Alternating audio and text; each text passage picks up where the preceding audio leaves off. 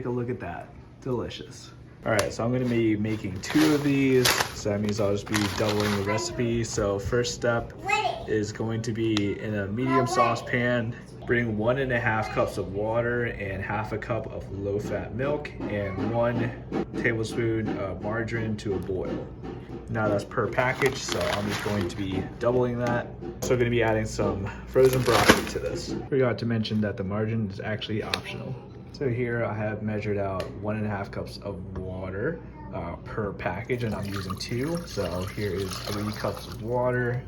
And the instructions call for 1/2 cup of milk per package. So here is 1 cup of milk. Now I'm going to bring this to a boil before I actually put in the pasta. The instructions don't call for it, but I'm going to be adding some chopped spinach.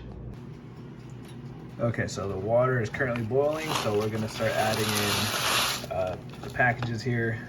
Number 1 is added. Now we add number 2. All right, so we're going to let it continue to boil for like 7 minutes and stirring throughout. I'll be stirring throughout. Look at that boiling. And as you can see, the longer that it boils, the more that the pasta actually absorbs the liquid. As you can see here, the liquid is mostly gone at this point, and I've turned down the burner and just gonna let it sit for a little bit. And take a look at that, delicious.